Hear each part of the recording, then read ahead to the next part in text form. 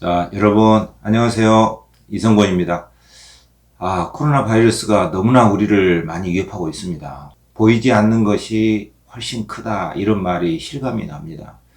그렇지만, 너무나 싫고, 또 괴롭고, 무서운 것들과 함께 우리가 삶을 이끌어 나가야 되지 않는가 하는 생각을 다시 한번 갖게 됩니다. 여러분들, 이런 데일수록 힘을 내시고요. 오늘 우리가 함께 해야 될 내용은 감각적 이미지라는 개념이에요. 문학을 마지막으로 총정리할 때 반드시 염두에 둬야 될 개념, 바로 그것이 감각적 이미지예요. 문학 출제에 있어서의 1위에 해당이 됩니다. 무조건 나오고요. 정말 기본적인 것이지만 다시 한번 확인해 봐야 될 개념입니다. 우리가 흔히 수능에서 구체적으로 형상화됐다라든가 묘사라든가 생동감 있게 드러냈다, 이런 말들, 또 공감각, 복합감각, 음성상징어, 이러한 개념들이 감각적 이미지와 다 하나의 연결고리에 놓여져 있는 것들입니다. 그래서 문학 표현의 생명과 같은 것이 감각적 이미지다, 이렇게 말씀을 드리고 싶고, 특히 교육과정 평가원에서 출제하는 문학 문제다, 무조건 감각적 이미지는 출제가 됩니다. 그러니까 이것은 적중일이고요. 올해도 내년에도 이제까지 25년 동안 한 번도 안 빠지고 나온 것이 감각적 이미지다, 이렇게 생각을 하시면 더 중요도가 느껴질 것 같아요. 그래서 오늘 이 감각적 이미지와 관련된 개념어들을 쫙 설명을 해드리고, 출제될 작품 천냥이의 길을 찾아서 이 한 편을 소개해드리고요. 또 그와 연계해서 기출문제, 출제됐던 아주 중요한 문제, 샤갈의 마을에 내리는 눈, 유치원의 출생기, 정지용의 조찬, 이런 작품까지 한 방에 다 끝내드리겠습니다. 자, 감각적 이미지, 생동감 있게 드러냈다거나 구체적 형상화, 묘사, 음성상징어, 공감각, 복합감각, 또 바깥에 있는 풍경뿐만 아니라 우리 내면의 풍경을 드러내는 데는 필수적인 개념이다, 이 점을 말씀을 드렸고요. 자, 요런 작품들 기출하고 이제 출제 예상 작품인 길을 찾아서 이 작품을 소개를 해드리겠다. 수능 출제 1위다. 자, 문학과 삶에서 가장 중요하게 다뤄지는 것이기도 합니다. 그러니까 여러분들 감각적 이미지는 우습게 보시면 안 됩니다. 현재 지금 여기에서 우리가 살아가야 될 때도 감각적 이미지가 무엇인가를 이해하게 되면 훨씬 우리가 어떤 관념에서 빠져나올 수가 있어요. 관념은 망상이거든요. 자, 한번 볼까요? 자, 일단 감각이라고 하는 것은 오감을 말합니다. 오감. 5개 감각. 그 감각의 왕이 시각이죠. 우리 인체 부위에서도 상단에 위치해 있습니다. 모든 감각을 거느리고 있다는 뜻이에요. 이 시각이 턱 밑에 이런 동물 없습니다. 식물도 없고요. 2위가 청각, 그 다음에 냄새, 후각, 미각, 맛, 미각이죠. 촉각, 닿는 거. 이게 5감이에요. 5감. 시청, 후미, 촉각을 꼭 이해를 하셔야 됩니다. 간단하지만 잘 이해를 못하고 있어요. 여러분들이 여기서 조금 중요한 것은요, 이 감각들 자체는 마음이 아닙니다. 그러니까 눈을 떼놓으면 눈이 어떤 마음을 갖는다고 볼 수 없어요. 귀때기 자체가 마음은 아닙니다. 이건 하나의 물질들이거든요. 그래서 어떤 대상하고 눈, 귀, 코, 입, 이런 몸이 대상하고 만나면 거기서 식이라고 하는 이 식자거든요. 이 식이라고 하는 알식, consciousness라고 합니다. awareness라고도 해요. 마음이 생겨나요. 그러니까 마음은 대상과 우리 감각기관이 접촉해서 어떤 우리 내부 안에 있는 어떤 신경 조직으로서의 어떤 뉴런이라든가 시냅스가 활성화되면서 마음이 생겨나는 거예요. 이 뇌에서.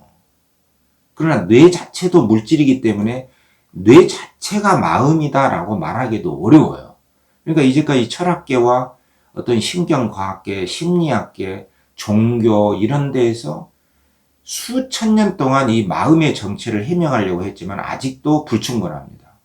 다만 마음은 물질과 어떤 대상이 만나서 우리 신경계의 흐름에서 일어나는 하나의 정신작용이다. 이렇게밖에 말을 할 수가 없습니다. 어쨌든 감각은 마음을 일으키는 하나의 계기가 된다. 그래서 오감이 굉장히 중요하다. 이 점은 아셔야 됩니다. 그래서 시각부터 다시 한번 점검을 해볼까요? 자, 지금 뭐가 보이죠? 하면은 시각이 돼요. 그래서 하늘이 보여요. 새, 꽃 이런 것들은 자연물이거든요. 그러니까 자연물이 나오면 그것 자체가 감각이다라고 생각을 하시고 시각이다 이렇게 보셔야 돼요. 그러니까 감각 중에 왕은 시각. 뭐 시, 소설, 희곡, 시나리오 할 것 없이 모든 문학에는 시각이 다 나옵니다. 무조건 나온다고 봐야 돼요. 그 새, 꽃은 식물이잖아요. 이게 자연물, 이게 바로 감각이다. 인형, 칠판 이거 만든 거죠. 인공물 이것도 감각, 시각이고요. 사람, 뭐 여성이 지나간다. 인물이죠. 이거 시각입니다. 개, 고양이, 동물이죠. 시각이에요. 뭐가 들리죠? 이거 청각이죠. 시냇물 소리, 노랫가락, 새소리, 청각이죠. 무슨 냄새? 좋은 것은 향기, 후각이죠. 냄새, 꽃향기, 물씬. 이것은 시각으로도 볼 수 있지만 풍기는 거, 냄새죠. 무슨 맛이죠? 이건 미각이죠. 맵다, 달다, 쓰다. 이런 거 미각이잖아요. 만약에 여러분들이 표현을 쓰디 쓰고 매운 인생, 지금 코로나 바이러스와 같은 이때는 참으로 쓰디 쓴 인생입니다. 그죠? 그럼 인생이라는 것은 감각이 아니에요. 이건 감각이 아닙니다. 관념이에요. 보고 만질 수 있는 오감이 아니잖아요. 그러니까 이 관념을 쓰디 쓰다, 맵다라는 미각으로 표현을 했기 때문에 관념의 구체화가 되는 거예요. 이거 중요한 이야기입니다. 보이지 않고 만질 수 없는 관념적인 것을 구체화하는 게 감각이기 때문에 감각적 이미지에서 먼저 감각을 알아야 된다. 중요하거든요. 닿아서 느낀 거, 이게 촉각이에요. 몸에 딱 닿아서 촉촉하다, 딱딱하다, 서늘하다, 또 물렁물렁하다. 이런 게 촉각이에요. 그리고 여러분들 공감각이라고 하는 것은 감각과 감각이 옮아가는 것이기 때문에 감각의 전이라는 말로 쓰인다는 거 알죠? 복합감각하고 다릅니다. 쪽빛, 바람 이런 거 있잖아요. 바람은 뭐죠? 눈에 보이지 않죠. 하지만 느껴집니다. 이 방 안에도 고요한 공기의 흐름. 우리는 바람 속에 살다가 바람 속에 태어나서 바람 속에 사라질 겁니다. 풍장이라는 시도 있잖아요. 바람. 이것은 어떻게 느끼죠? 바람을 눈으로 본다는 것은 거의 초능력자입니다. 바람은 눈으로 볼 수 있는 게 아니라요. 몸으로 느껴지는 거예요. 그래서 바람 자체가 촉각입니다. 근데 쪽빛, 그러니까 바람이라는 촉각을 시각화한 거예요. 이렇게 되면은 촉각의 시각화가 돼요. 그러면 뭐가 된다? 공감각이 됩니다. 감각의 전이가 되는 것이죠. 종소리의 동그라미 속에서, 그럼 종소리를 말하기 위해서 종소리가 동그라미처럼 퍼진다 했으니까 청각의 시각화가 되는 것이잖아요. 요런 게 공감각이란 말이에요. 그러니까 이렇게 감각적으로 표현하면은 지금 여기서 느껴지는 것이기 때문에 관념이 아니에요. 그러니까 공감각은 감념의 구체하고 다릅니다. 이 인생은 감각 자체가 아니기 때문에 공감각이 아니에요. 단지 관념을 구체화한 거다. 자, 이거를 명확하게 이해를 하시고 있어야 됩니다. 괜찮습니까? 그러나 복합 감각이라고 하는 것은 감각이 나열이 되는 거예요. 감각이 옮아가는 게 아니라 꽃은 피고 시냇물 소리 들린다. 그러니까 피는 것은 시각이죠. 소리는 들리는 거잖아요. 시각과 청각이 나열이 된 것이기 때문에 이것은 공감각이 아니라 복합 감각이고 다양한 감각적 이미지다. 이렇게 이야기를 합니다. 그렇게 출제가 되고요.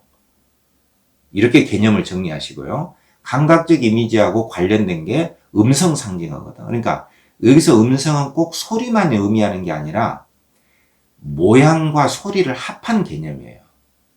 그리고 중첩이 된 말을 말합니다.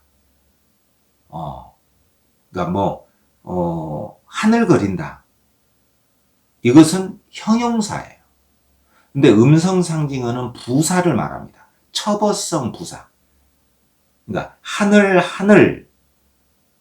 그러면 시각인데 모양을 나타내는 중첩어, 모양을 흉내낸 말이다. 음성 상징어다. 이렇게.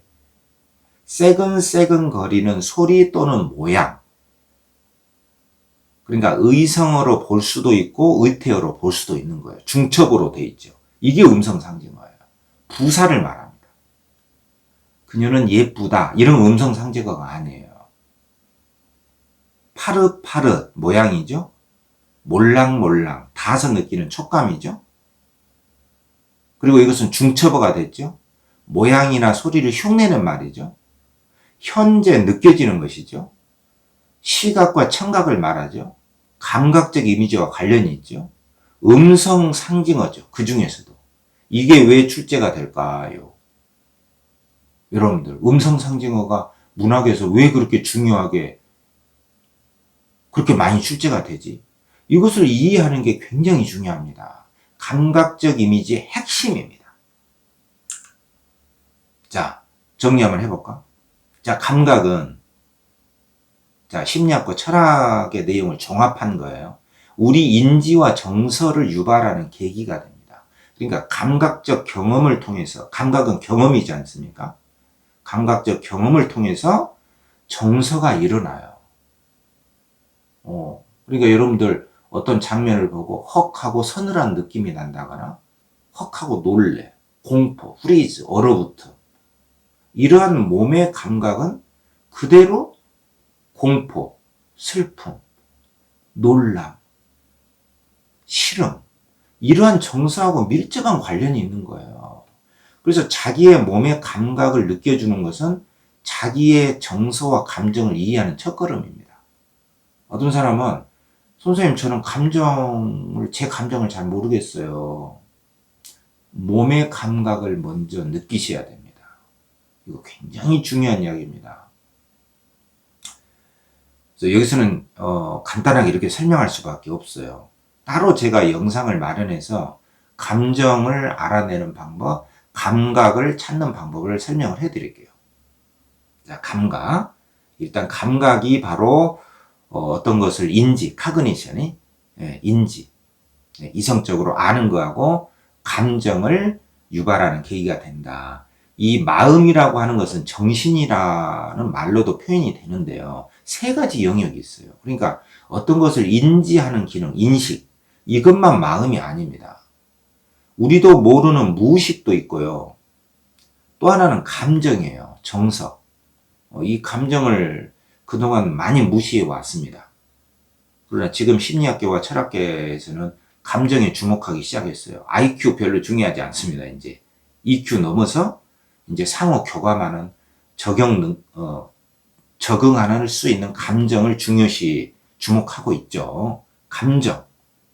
이거 마음이고요. 동기 있죠. 내가 뭐뭐를 하고자 하는 의욕과 욕구. 그러니까 우리가 어떤 행동을 하는 데는 어떤 감정만 있어서는 안 돼요.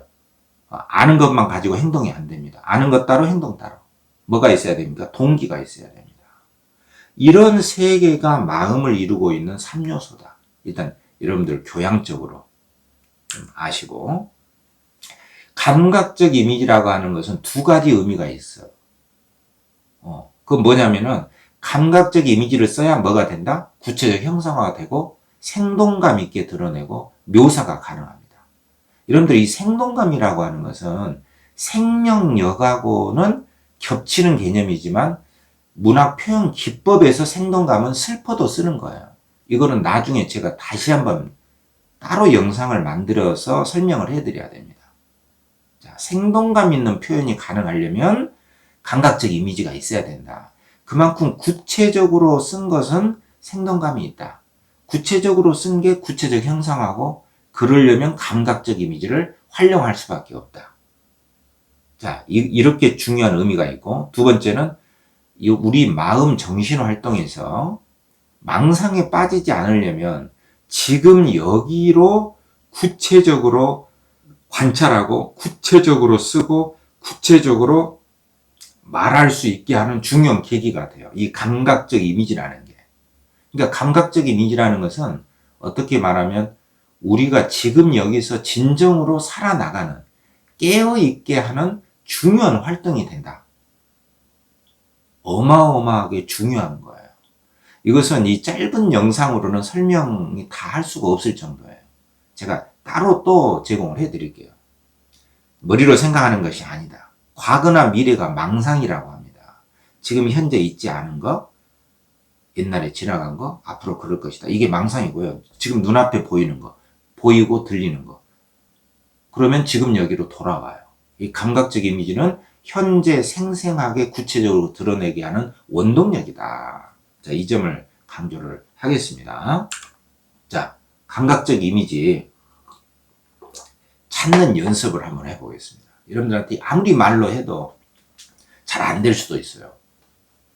자, 직접 연습 한번 해봅시다. 감각적 이미지를 찾으려면 일단 새, 꽃, 나무, 하늘 이런 자연물들을 먼저 찾으세요. 그리고 중첩이 된 말, 하늘, 새근새근, 물렁물렁, 촉촉. 이런 중첩이 되는 소리, 청각이나 모양, 시각을 찾으세요. 시청, 후미, 촉각을 무조건 찾아야 됩니다. 인물, 동물, 자연물, 식물 이런 것들 다 찾아야 됩니다. 자, 2015년 기출문제 평가원에서 어떻게 출제가 됐냐를 아는 것은 여러분들에게 자신감을 가져다 줄 겁니다. 자, 정지용의 조찬이라는 시인데요. 아침에 먹는 거죠. 밥이죠. 햇살 피어 이윽한 후. 햇살. 이건 뭐죠? 자연물이에요. 감각입니다. 이윽하다. 이건 시간이에요. 잠시 지났다. 시간의 흐름이 있죠. 머흘머흘 골짜기를 옮겨가는 구름이 있다. 묘사죠. 구름은 눈앞에서 보이는 구름 없잖아요. 구름이라는 것 자체가 멀리 있는 원경이에요. 이게 자연물 아닙니까? 머흘머흘은 구름이 옮겨가는, 사실 뭐 소리라고 볼 수는 없잖아요. 구름이 옮겨가면서 머흘 이건 안 되고요.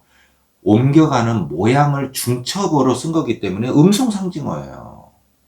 그러니까 생동감 있게 드러낸 겁니다. 이게 바로 뭐 즐겁고 역동적이 않아도 돼요. 생동감은 이렇게 구체적으로 썼다. 이게 바로 생동감 있다, 구체적으로 형상화했다, 감각적 이미지로 썼다. 이겁니다. 머울머울 구름, 생동감, 감각적 이미지죠.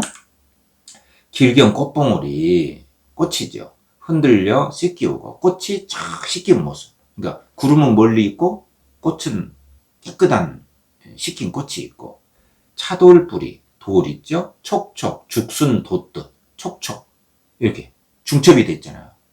이런 거 음성 상징어예요. 그러니까 돌이 죽순이 솟아나듯, 이게 모양이죠. 감각적 이미지죠. 시각. 물소리 들리고 이가 시리다. 근데 물소리에 이가 시리면 소리는 청각인데 이가 시린 것은 촉각이죠. 그러니까 청각을 촉각화한 거예요. 이게 공감각입니다. 그리고 이러한 공감각에서 시리다라고 하는 것은 몸의 감각이 정서하고 연관이 되어 있습니다. 근데 이 말을 꼭 생각을 하셔야 됩니다. 감각은 정서와 연결이 되어 있다. 감각은 구체적인 경험이고 정서를 유발하고 정서와 연관되어 있다. 이 말을 꼭 이해하고 기억을 할 수 있어야 됩니다. 자, 물소리에 이가 시리다. 청각의 촉각화. 정서와 관련이 되어 있다. 오케이? 정서를 알려면 이제 밑에 봐야겠죠? 앉음새 가리어서 앉음새를 잘 선택해서 양지 쪽에 쪼그리고 화자가 서러운 새가 되어서 흰 밥알을 쫓는다. 새가 모이를 쫓듯이 흰 밥을 내가 먹고 있다. 그러니까 뭔가 서러운 감정과 관련이 돼 있다. 이 실이라는 것은. 자, 이렇게 해서 낸 문제가 뭐냐면, 자, 이런 문제예요. 기억은, 그러니까 물소리의 이가 실이다. 이 화자의 감각적 경험이 정서를 자극하는 양상을 표현하고 있다. 이 표현을 여러분들이 잘 이해하시고 있어야 됩니다. 무슨 말인지 아시겠죠? 네. 그리고 기억은 물소리에 이가 실이다 했기 때문에 청각을 촉각으로 전이시키고 있다. 감각의 전이라는 뜻이에요. 그러니까 맞는 이야기죠. 네. 그리고 수필하고 연계가 됐었거든요. 이태준의 파초라는 수필인데 올해도 이렇게 나올 수 있습니다. 자, 파초는 다음 영상에서 김운의 자연거 여행이라는 수필을 제가 소개할게요. 나올 수 있습니다. 자, 파초는 좋은 화초다. 폭염 아래에서, 지금처럼 폭염 아래에서 싱그럽고, 그 그늘, 눈을 씻어준다? 물보다 더 서늘하다. 비 오는 날 다른 화초들은 입을 다물할 때 파초만은 빗방울을 풍겨주고, 누웠으되 듣는 이의 마음 위에까지 비는 뿌리고도 남는다. 예. 파초가 잎이 넓기 때문에 거기에 빗소리가 들리면 서늘하게 들린다는 뜻이에요. 굉장히 서늘하다. 가슴에 비가 뿌리되 옷은 젖지 않는 그 서늘함. 서늘하다는 것은 촉각이죠. 근데 여기는 공감각이 없어요. 가슴에 비가 뿌린다는 것은 마음에 시원하다. 이게 실제가 아닙니다. 마음이 시원하다. 파초 소리를 들으면. 그렇기 때문에 마음이 시원하기 때문에 당연히 실제 비가 아니니까 옷은 젖지 않죠. 서늘하다. 한마디로 파초를 보면 서늘해진다. 공포가 아니라 시원해진다. 이런 뜻이에요. 그러니까 뭐 공감각은 아니잖아요. 그렇기 때문에 여기에 니은은 촉각을 시각으로 전이시킨다. 이게 틀린 거죠. 이게 맞는 것이고 3번이 답이죠. 그리고 구름을 기다리고 폭염을 기다리고 이건 아니잖아요. 물과 화자의 공통점. 파초와 다른 화초의 공, 이런 건 아닙니다. 예. 뭐, 고통에서 벗어날 수 있는 미래를 기대하는, 이런 게 아니고요. 아까, 조찬에서는 그냥 자연에 있는데 서럽다. 예. 물소리에 이가 시리다. 서럽다. 혼자 밥 먹는 이 아침이 서럽다. 그걸 표현한 것이죠. 이해되십니까? 굉장히 중요한 기출문제입니다. 여러분들이 이 기출에서 보물을 발견할 수가 있어요. 자, 19년 수능 기출 문제죠. 자, 여기에서도 유치원의 출생기, 얼마 출제된 지 얼마 오래 되지 않았잖아요.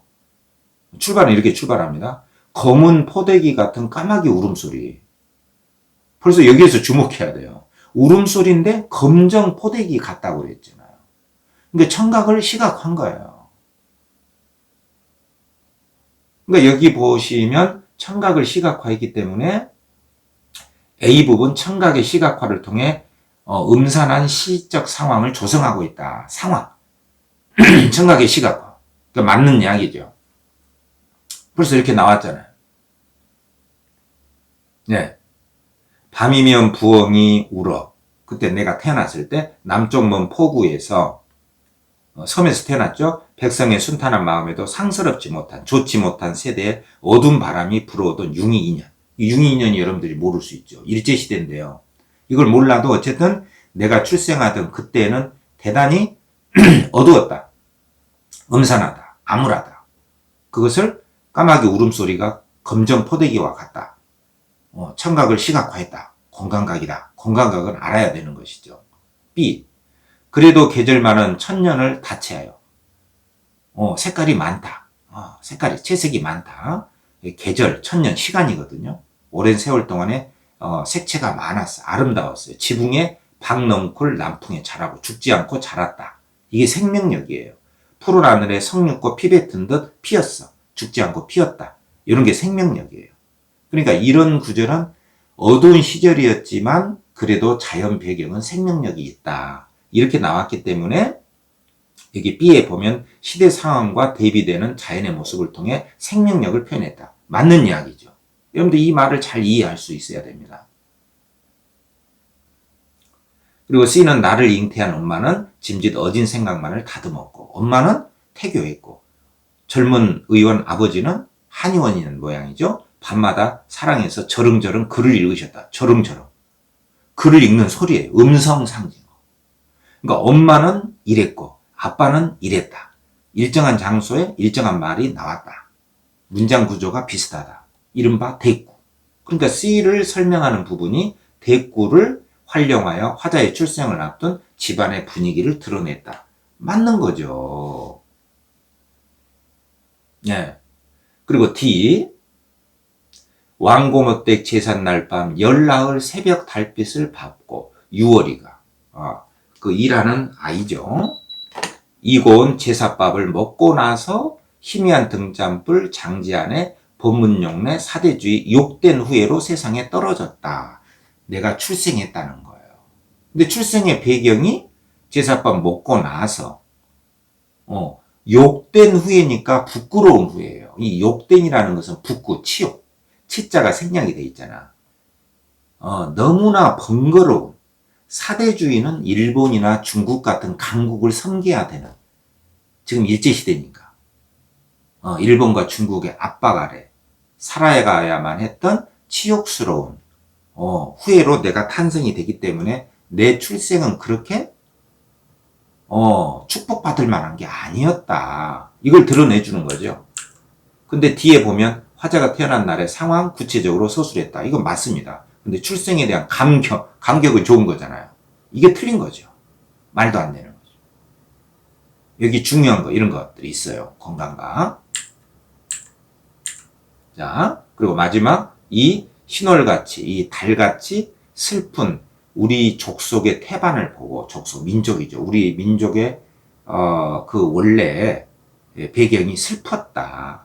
강대국의 억압 아래 있었기 때문에. 내 스스로 고고의 곡성을 지른 것이 아니련만. 내가 일부러 이런 민족의 슬픔을 슬퍼해서, 슬프다 하고, 애고 운 것이 아니라, 출생할 때는 무조건 울잖아요. 이게 민족의 슬픔을 슬퍼해서 우는 게 아니거든요. 눈이 감기고 귀가 다치고 엄마의 양수 속에 있다가 엄마의 뱃속에서 태어나면은 눈이 뜨게 되고 햇빛이 들어오니까 그때 너무나 놀라잖아요. 이렇게 눈을 감고 있다가 엄마의 자궁 속에서 나오니까 햇빛이 딱 비치니까 눈이 떠지고 하면서 그때 놀라서 우는 거죠. 무슨 민족의 슬픔 때문에 운 것이 아니었죠. 그러나 명이나 길라하여 할머니는 돌매라 이름 지었다. 그래, 오래 살아라. 돌매라고 이름 지었다는 거예요. 그래, 이름 지어진 내력이 나오죠. 그래서 이 애는 울음소리에서 연상되는 상반된 의미. 울었는데 돌매라고 지었다. 그래서 화자의 이름이 지어진 이유를 제시하고 있다. 맞는 이야기죠. 그러니까 이렇게 출제가 됐던 것도 감각적 이미지로 출제가 된 거예요. 그죠? 그리고 나는 샤갈의 마을에 내리는 눈인데 그건 자세히 설명하지 않겠습니다. 봄의 생명력이 너무 시간이 많이 되니까 봄을 바라고 섰는 사나이에 봄을 바란다 사나이 정맥이 떤다. 근데 이건 공감각이 아닙니다. 예. 그리고 눈이 내린다. 그리고 3월에 눈이 오면 3월에도 눈이 오죠. 쥐똥만한 겨울의 딱딱한 열매는 올리브 빛으로 물이 들고 안악들은 아름다운 물을 아궁이에 지피는 모습을 통해서 봄을 맞이하는 모습을 드러내고 있거든요. 그렇기 때문에 여기에 문제에 보시면 공감각적 이미지의 풍경을 드러냈다. 이런 건 없어요. 이게 틀린 겁니다. 네. 그래서 이게 답이었어요. 그러니까 감각적 이미지를 이해한다는 게 얼마나 중요한지 아시겠죠. 그리고 보기에는 여러 가지 내용이 나왔는데 이 김춘수가 샤갈의 그림을 보고서 썼다. 이런 이야기입니다. 그리고 그 샤갈의 그림은 여러 가지 이질적 이미지들의 병치로 이루어졌는데 이런 초현슈제 그림인데 이 감각적 인상을 김춘수가 자기의 고향 마을에 투사해서 역시 여러 가지 이미지들을 나열해서 병치해서 썼다. 그리고 따뜻한 풍경의 그리움을 썼다. 이런 이야기입니다. 그렇기 때문에 그림 속의 인상을 마을에 투사해서 썼다. 그리고 그림 속의 이질적 이미지들의 병치를 다양한 이미지들로 시 속에서 썼다. 봄의 형상, 생동감을 썼다. 다 맞는 이야기예요. 따뜻한 봄의 이미지를 썼다. 고향 마을의 이미지를 떠올리게 했다. 감각적 인상을. 다 맞는 이야기입니다. 여기서 전이라는 것은 공감각을 말하는 게 아니거든요. 자, 중요하다. 자, 이제 나올 수 있는 작품. 딱 한 편. 굉장히 중요합니다. 올해 나올 수 있거든. 천냥이의 길을 찾아서 명암리 길이에요. 그러니까 길 이름이 명암리이기 때문에 밝고 어두운 동네. 이 길을 찾아가서 자기 마음의 밝고 어두움을 생각하는 실제 경험을 통해서 자기 정서를 표출한 글입니다. 여기에 보면 이렇게 되어 있습니다. 밝고도 어두운 것이 무엇이었더라. 명암리에 머무는 나의 눈길이여. 길끝이 나를 당긴다. 밝고 어두운 것이 빛만이 아니다. 내 마음도 밝고 어두움이 있다. 내 안의 새길 뒷길. 그러니까 내 안이란 것은 내 마음 속의 새길 뒷길이야. 그러니까 이 뒷길이라는 것은 실제 길이고 봤을 수도 있지만 결국에는 내 마음을 표현하기 위한 길이기 때문에 관념을 구체화한 거예요. 내 내면 풍경을 드러내기 위해서 구체적인 길을 쓴 거예요. 실제 길이 아닙니다. 내 마음의 길이에요. 그렇기 때문에 여러분들 LSK 내가 만든 문제죠. 잘 보셔야 됩니다. 기억에 대한 설명으로 적절치 못한 것은 화자의 내면 풍경을 감각적으로 형상한 것이다. 어때요? 맞죠? 그러니까 결국에 내면 풍경을, 내 마음을 감각적으로 쓴 거다는 뜻이에요. 내 안의 뒷길이니까. 여러분들 풍경에는 두 가지가 있습니다. 바깥 풍경이 있고요. 내면 풍경이 있어요. 바깥에서 무엇인가를 보죠. 내 마음에서 일어나는 무엇인가를 봅니다. 우리는 바깥 풍경과 내면 풍경을 보면서 삶을 살아가고 있습니다. 바깥도 아름다워되지만 내 내면도 뭔가 너무 어두우면 슬프게 되는 거죠. 중요합니다. 명암리는 나를 부추기더 마음의 수고선까지 뭉클해진다. 한번 읽어보는 것으로 끝을 내겠습니다. 길은 모를수록 새롭고 새길은 새로워서 낯설다. 낯설게 만나. 이렇게 연세죠. 바람소리 물소리 청각이죠. 기막히다. 새삼 놀란다. 내 눈길 나에게서 멀어지지 않는다. 모르는 길이 발끝까지 따라온다. 나는 생의 명암을 다시 비춘다. 비추다가 연세죠. 낯선 길 오래오래 바라본다. 오늘 또 길은 밝았다 어두웠다 했다. 다 늦은 저녁이야. 마음의 능선 넘어 다른 길에 머문다. 언제나 알 수 없는 길 속의 길. 우리는 헤어지고 또 만나야 한다. 밝고도 어두운 길이 어두운 것이 빛뿐일까? 어두운 것이 빛만이 아니다. 또 여기에 과연 그것이 그것뿐이었을까? 이런 문장이 반복이 되죠. 오케이? 소리치며 바람이 지나간다. 바람이 지나간다. 이것은 뭐죠? 촉각의 시각화입니다. 언제부터 내 안에서 웅크린 길 명암리에 가서 풀어놓는다. 내 마음을 풀어놓는다. 마을에 가서 내 마음의 밝고 어둠에 대해서 깊이 생각하고 느껴보는 시예요. 이러한 시를 여러분들이 자주자주 읽고 감상을 해주셔야 됩니다. 그러면서 내 마음의 세계, 내 마음의 밝음과 어둠, 내 마음이 올라감, 내려감, 상승, 하감 이런 것들을 느껴주는 것. 이게 바로 감각적 이미지를 통해서 우리가 지금 여기에 머물고 현재를 살게 하는 힘이 될 수가 있습니다. 지겹고 힘든 코로나와의 싸움에서 우리는 이제 언제 끝날지 모르는 길에 접어들었습니다. 여러분들 슬픔과 고통과 코로나 바이러스와 함께 우리 삶은 이어질 것 같아요. 여러분들 힘내시고 화이팅입니다.